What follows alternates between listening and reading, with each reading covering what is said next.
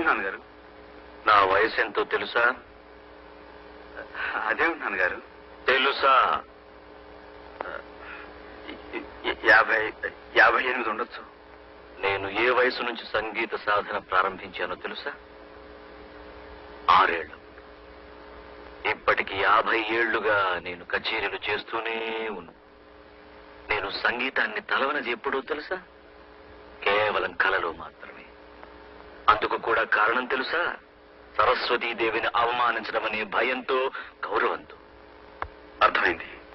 నేను అడవిలో పాడిన పాట మీరు విన్నట్టున్నారు, అంతేనా? అది పాట సంగీతానికి వచ్చిన గ్రహపాట. నువ్వు పాడిన పాట రాగం పేరేమిటో తెలుసా? తెలుసు, హంసధ్వని. హంసధ్వన? కొంచెం మార్చాను వాళ్ళ కోసం. మార్చి ఏం చేశావో తెలుసా? హంసధ్వనిని హింసధ్వని చేశావు. సంగీతాన్ని మార్చేటంత పండిపోయావా శాస్త్రీయ సంగీతంలో? వాగ్గేయకారుల కృతుల్ని, స్వరజతుల్ని మార్చేటంత పండితుడురా నువ్వు. ఎవరి కోసమో మార్చి ఎక్కడెక్కడో పాడి సంగీతాన్ని అవమానిస్తున్నావు. నీ ఇష్టం వచ్చినట్టు నువ్వు పంచడానికి, పెంచడానికి, తుంచడానికి నా నీ మూతి మీద మొలిచిన మేసం అనుకున్నావా? సంగీత జ్ఞానం లేని 10 మందికి కాస్త జ్ఞానాన్ని పంచిపెట్టడం తప్ప నాన్నగారు? శాస్త్రీయ సంగీతంలో కూడా నీ విప్లవాన్ని చొరబెడుతున్నావా? అలాగా జనాలకు కూడా అరుపు సులుపు ఉంటాయి నాన్నగారు. పాట మనసు తేలికపరిచే మంత్రపుష్పం అని తెలిసి ఆ శ్రమజీవుల కోసం నేను ఎవరి కోసమైనా సంగీతాన్ని సంకరం చేసే హక్కు నీకు లేదు. అది సంకరం కాదు నాన్న, సంగమం. గోదావరిలో కొట్టు కాలువలు కలిస్తే సంగమం కాదురా, సంకరమే.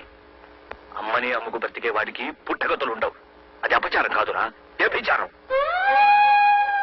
నాన్న, నేను అమ్మను అమ్ముకుంటున్న వాడిని కాదు. అమ్మ అందరికీ అమ్మేన నేను నమ్ముకుంటున్న వాడిని.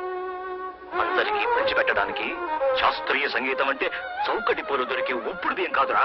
కష్టపడే శ్రమజీవుల కోసం కాకపోతే సంగీతం ఎందుకు నాన్న? సంగీతం ఎందుకు నువ్వు నాకు చెప్తున్నావా? ఒరేయ్, నేను నీ తండ్రిని మాత్రమే కాదురా, నీ గురువుని కూడా. ఏ తప్పు పడుతున్నావా? తండ్రి అయినా గురువు అయినా నిజలాక్షుడు 3వ కన్ను తెరిచిన తప్పు తప్పే నాన్న.